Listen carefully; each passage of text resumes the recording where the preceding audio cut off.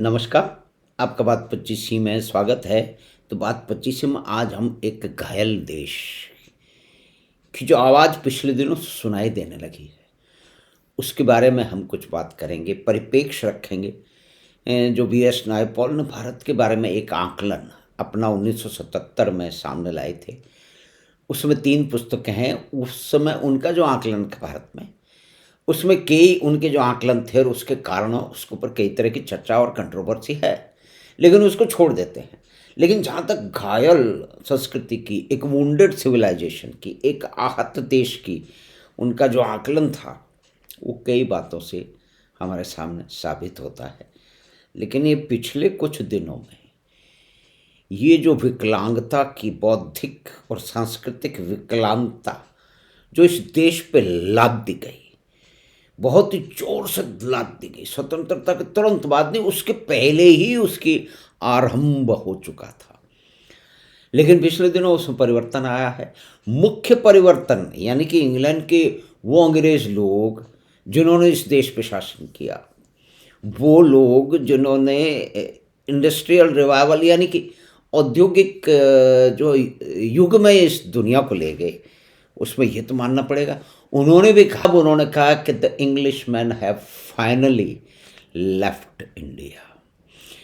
तो साहब, इस देश को आहत रखने में, गुलाम रखने में कुछ लोगों का मुख्य भूमिका उनकी रही है, और उसमें बहुत सारे कारण रहे होंगे, लेकिन आहत है ये देश।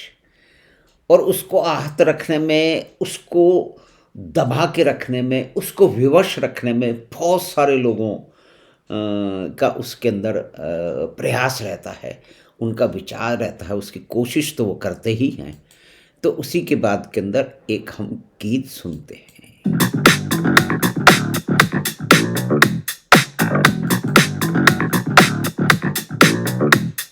धूप टूट के कांच की तरह चुप गई तो क्या, अब देखा जाएगा।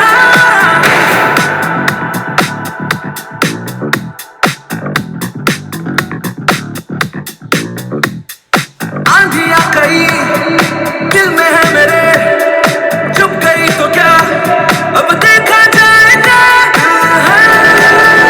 टूटा मेरा मैं इश्क जला कर आ गया, दिल है टूटा मेरा मैं इश्क जला कर आ गया। दिल है टूटा, यही तो एक इस बोल में, इस गीत में उसकी वही तो भावना, वो ही तो कराहट, वही तो सिसकी दिखाई दे रही है। एक चित्र है जो कि स्थिर करके हमने लगाया है। वो चित्र है, एक फिल्म जो धुरंधर अभी पिछले दिन आई है, उसने दुनिया भर के कूड़ादार, दुनिया भर का कूड़ा एक तरह से समझें जो इधर उधर छुपा हुआ था, हमारे मुंह पे लाके डाल दिया। और उनको उस परिस्थिति में, उस व्यवस्था की परिस्थिति में, उस हताशा की परिस्थिति को, जो एक क्षण, जो कि एक चित्र हमारे हमारे मस्तिष्क में छपा हुआ है अधिकतर लोगों के, जिन्होंने वो घटना होते हुए देखी आज से 26 साल पहले, 1999 में, 1999 में, कि 179 यात्रियों सहित इंडियन एयरलाइंस की फ्लाइट 814 को पाकिस्तान से आए आतंकवादी काठमांडू से उड़ा के ले गए।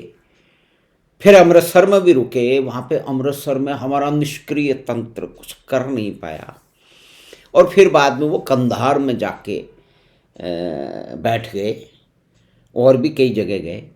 और वहाँ पे इस फिल्म, धुरंधर की फिल्म, उस दृश्य होती है जहाँ पे मंत्री बोलते हैं कि अब कुछ नहीं है, अब हमें नेगोशिएट करना ही पड़ेगा। इंटेलिजेंस ऑफिसर जो है वो बोलने की कोशिश करते हैं कि मुझे थोड़ा सा और समय चाहिए, वो कहते हैं कि अब समय नहीं मिलेगा। प्रधानमंत्री पे बहुत दबाव है। जितने भी यात्री हैं, 178 यात्री, उनके परिवार परेशान हैं।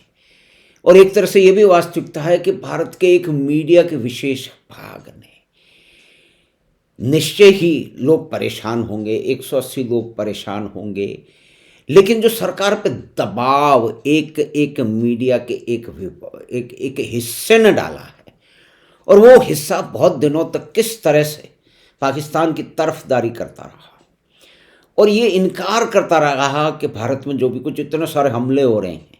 अरुंधति राय 26/11 का हमला वो मानने को तैयार नहीं थी, बल्कि उन्होंने तो ये भी कहा कि इस तरह के हमले इस देश में और होने चाहिए। ये देश कई इस तरह के हमले डिजर्व करता है, क्योंकि भारत में तो ये है, भारत में तो वो है, भारत में वो है।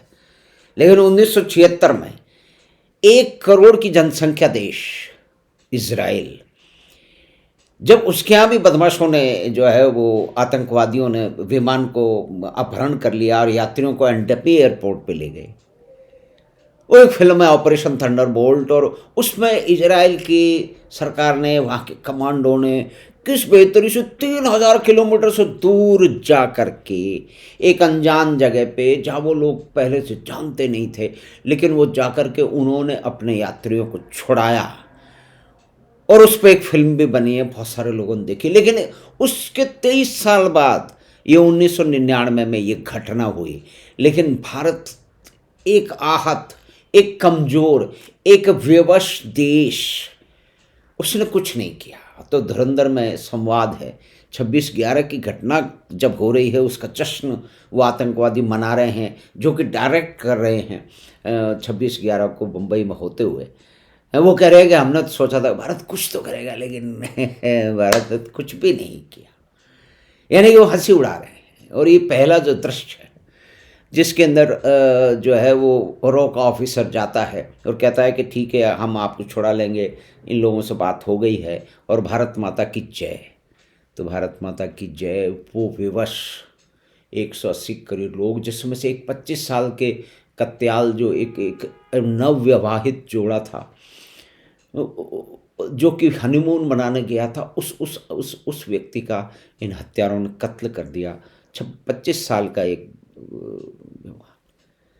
तो उसमें ये कहता है एक वो बोलता, हंसी उड़ाते हुए बोलता है, वो बोलता भारत माता की कहते हैं जय, और कहता है कि हिंदू बड़ी डरपोक कौम,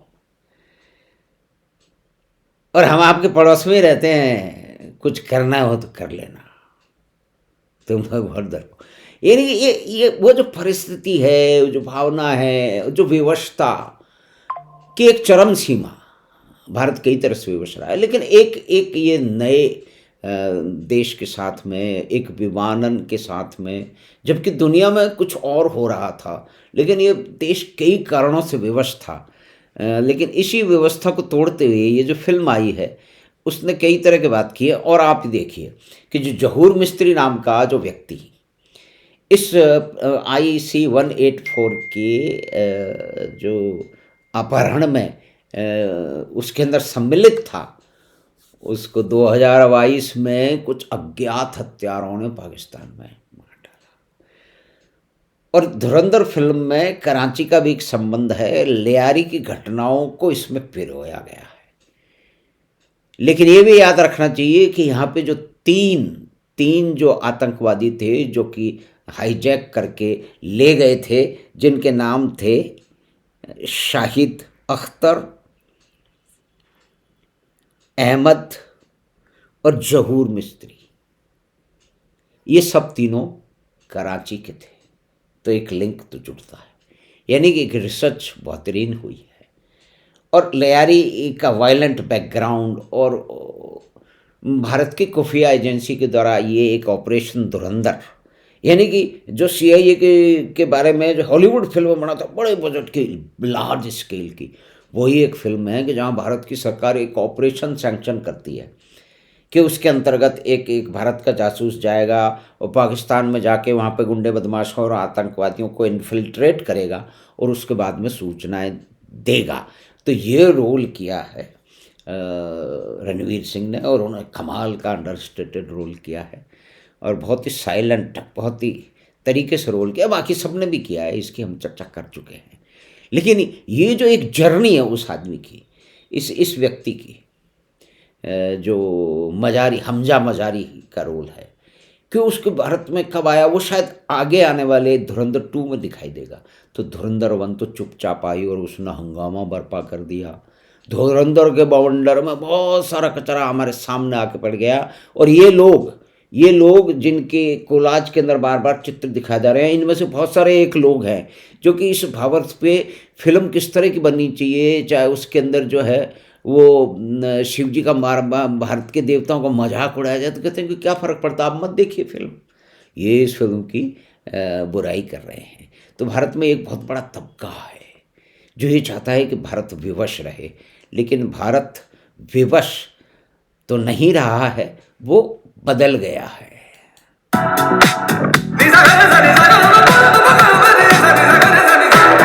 आंधी बन के आया मेरा हौसला भी अय्याश है, ना तो कारवां की तलाश है, ना तो कारवां की तलाश है, ना तो हम सफर की तलाश है, ना तो कारवां की तलाश है, ना तो हम सफ़र की तलाश है। मैं अपना इश्क जला के आ गया, यानी हम अकेले ही कर लेंगे भाई साहब। We are capable of doing whatever we want to do to save our sales. और इसी तरह की जो बहुत सारी घटनाएं हो रही हैं 2022 के बाद में, जैसे ज़हूर स्त्री को टपका दिया गया, ऐसा कहा जा रहा है कि ये इंडियन एजेंसीज ने कोई प्लान किया है, लेकिन ऐसी कोई, ये तो एक संभावना है, इसके बारे में लोग सोचते हैं, ये एक र्यूमर है, हम इसको र्यूमर ही मानेंगे क्योंकि वास्तविकता तो हमें पता नहीं है। लेकिन कुछ अगर हो रहा है तो कुछ भारत में भी हो रहा है, ऐसा माना जा सकता है। तो इस फिल्म का जो सूत्र है वो वहीं से आता है कि अननोन गनमैन कोई भारत के अंदर एक है, उसकी कहानी जो है, उसकी कहानी जो उसके साथ सचमुच में भारत में क्या घटित हुआ और किस तरह से उसको रिक्रूट किया गया, कैसे उसको भेजा गया, वो शायद धुरंधर 2 में बताई जाएगी। लेकिन हमारे यहाँ तो हमारे देश को आहत बनाए रखने के लिए, विवश बनाए रखने के लिए बहुत सारे लोग हैं। जैसे ऑपरेशन सिंदूर में भारत ने पाकिस्तान का बैंड बजा कर रख दिया। भारत की जो आईटी के अंदर क्षेत्र में और रक्षा क्षेत्र में जो पिछले दिनों जो प्रगति हुई है, जो पहले 2014 से पहले 70% जो है प्रोडक्शन जो इक्विपमेंट बाहर से आते थे या कि और सामग्री बाहर से आती थी, आजकल 70% यही बन रही है। और प्राइवेट सेक्टर का रोल अब 23-24% का आ गया है कि जितने भी आयुधों के जो नए, चाहे वो S-400 हो जो कि रशिया का जो है वो उत्पाद है, उसको भारत के लोग अपने आईटी के अंदर स्किल सेट के कारण उसको बेहतरी से यूज कर पाए। और इस तरह इस क्षेत्र में काम करने वाले कई जो युवा इंजीनियर्स हैं, जिनको एक विशेषज्ञता मालूम है, उनसे कई बार ये बात हुई है और कई आर्टिकल में दूसरी जगह भी छपा हुआ है। यानी कि हमें कारवां की ज़रूरत नहीं है, हमें हम सफ़र की भी ज़रूरत नहीं है।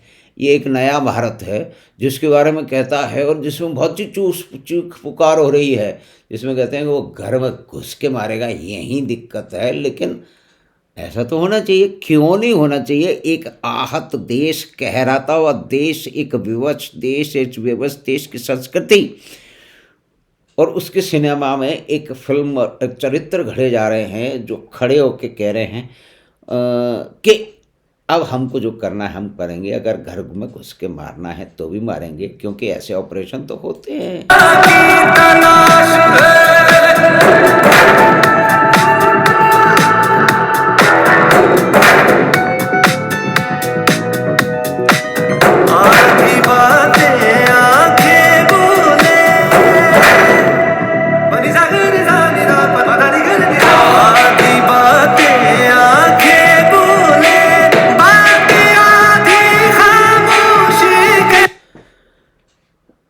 आधी बातें आंखें बोलें, बाकी खामोशी अपने आप कह दे।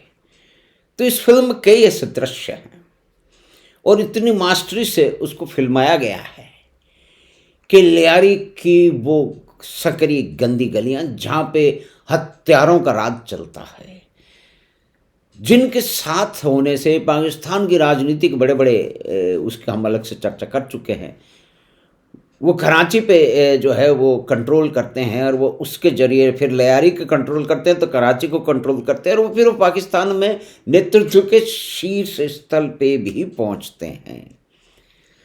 लेकिन ये बदली परिस्थितियों में ये सारी चीज़ें सामने आ रही हैं। ये एक गीत, उसके बोल पे बात कर रहे हैं, क्योंकि इसमें वो भावना है ताकि एक आहत संस्कृति, एक घायल देश करवट लेके अब उठ खड़ा हुआ है। हमें जुबान की तलाश है, ना तो कारवां की तलाश है, ना तो कारवां की तलाश है, ना तो हम सफर की तलाश है। शांत तेरा दीदार है, यही भर की तलाश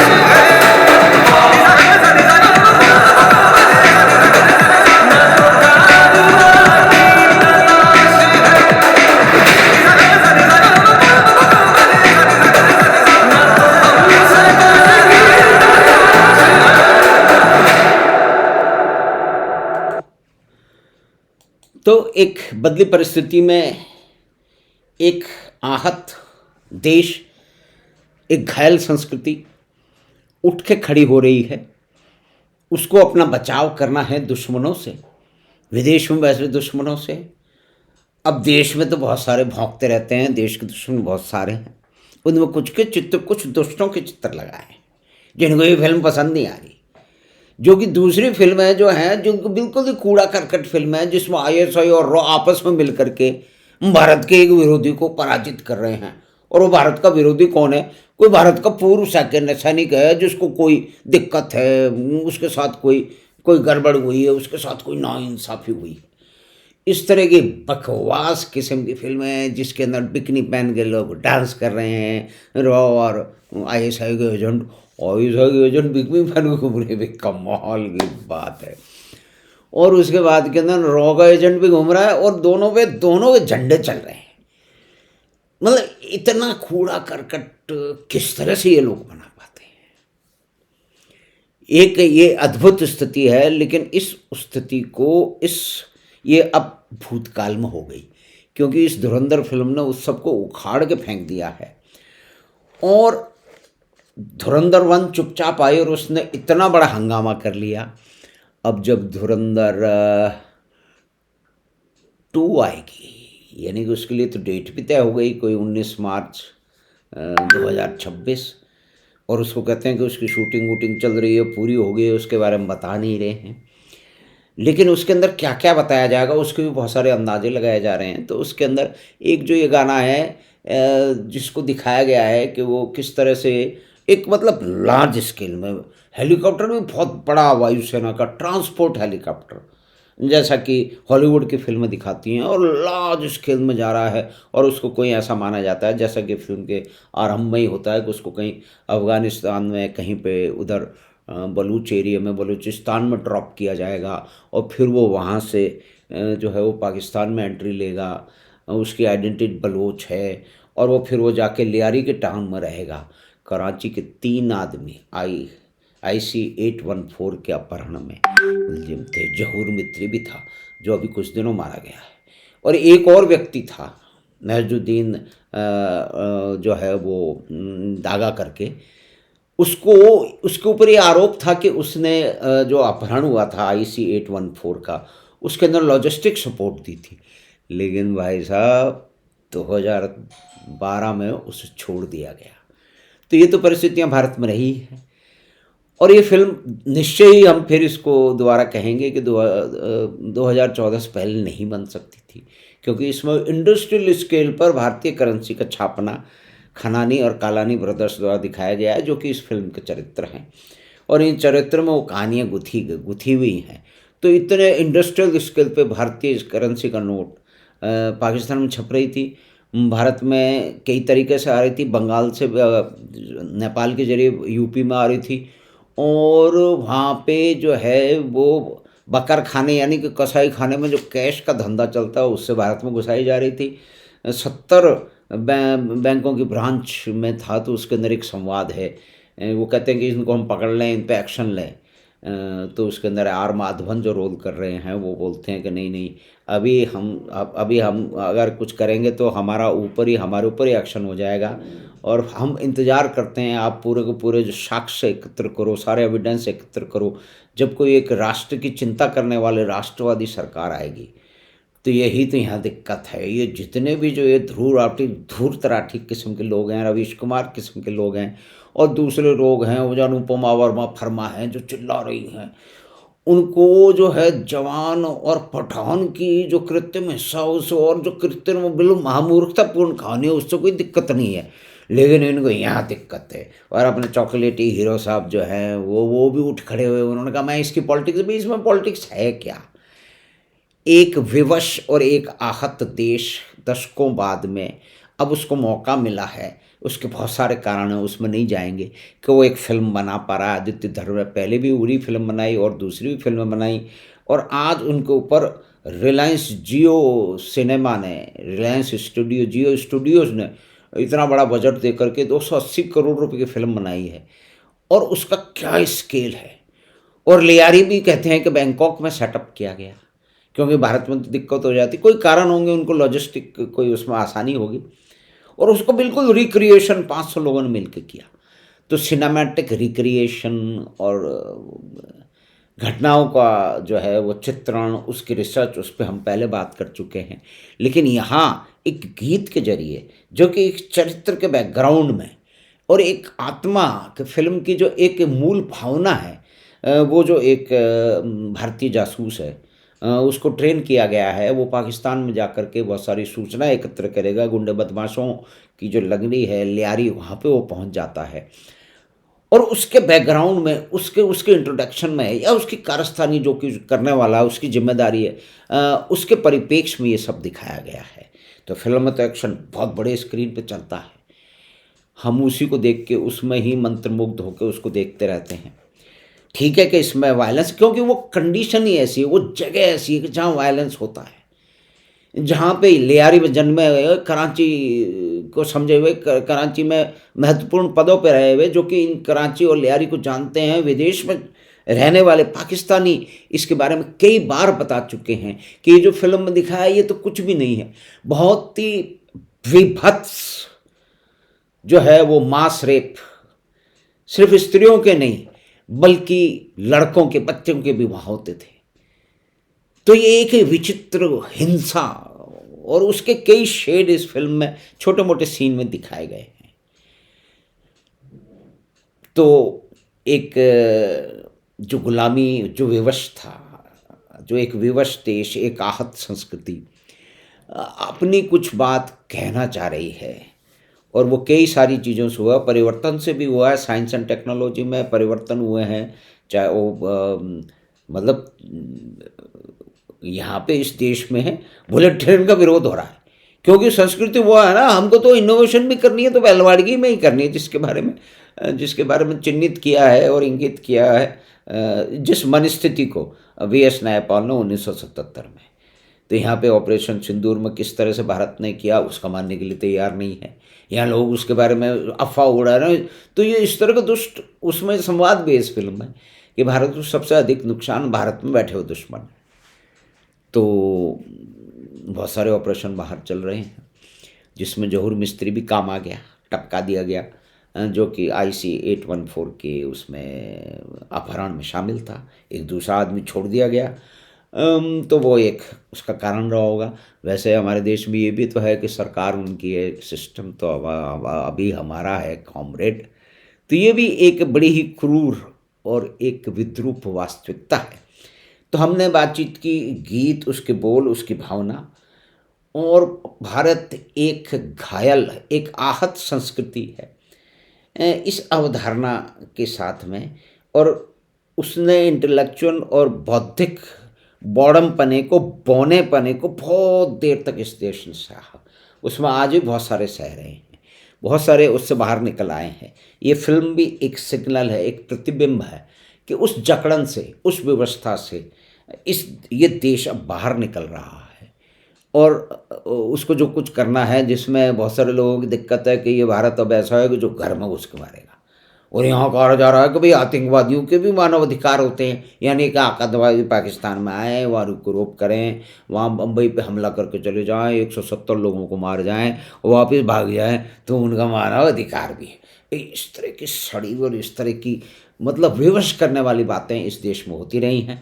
तो हमें आशा है कि ये बातचीत और ये परिप्रेक्ष्य आपको पसंद आया होगा। तो आप चैनल बात 25 को सब्सक्राइब करें, लिंक अपने मित्रों परिवार के साथ साझा करें, और हम आपसे फिर मिलेंगे बात 25 की अगली बात में। धन्यवाद, नमस्कार।